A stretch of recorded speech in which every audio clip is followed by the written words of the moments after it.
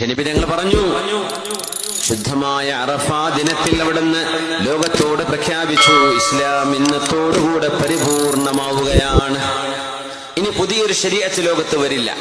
സൂറത്തുൽ മാഇദ, അൽയൗമ അക്മൽതു ലക്കും ദീനക്കും, നിങ്ങളുടെ ദീൻ ഞാൻ നിങ്ങൾക്ക് പൂർത്തിയാക്കി തന്നിരിക്കുന്നു.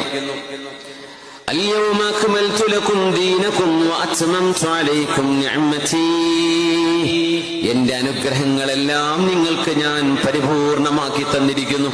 ഇതൊരു വാക്കാണതറിയോ?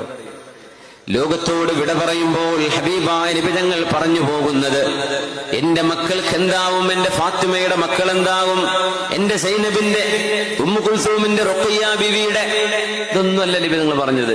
ആലോചിച്ചിട്ടുണ്ടോ? തങ്ങൾ പറഞ്ഞത് എന്റെ ഉമ്മച്ചികൾ എന്താണ്.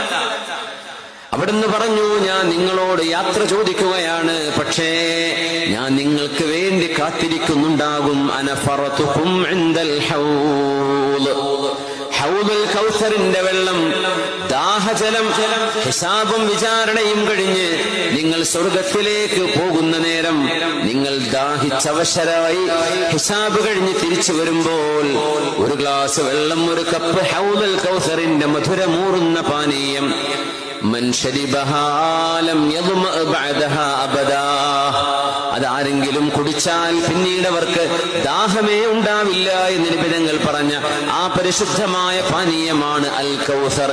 ഇന്നാ അഅ്തൈനാകൽ കൗസർ, അതാണ് ഹൗദുൽ കൗസർ. ഞാൻ ആ കൗസറിന്റെ അരികത്തുണ്ടാകും കേട്ടോ, നിങ്ങൾ എന്നെ അവിടെ നോക്കണേ, ഞാൻ അവിടെ ഉണ്ടാകും, ഞാൻ അങ്ങോട്ടാണ് പോകുന്നത്.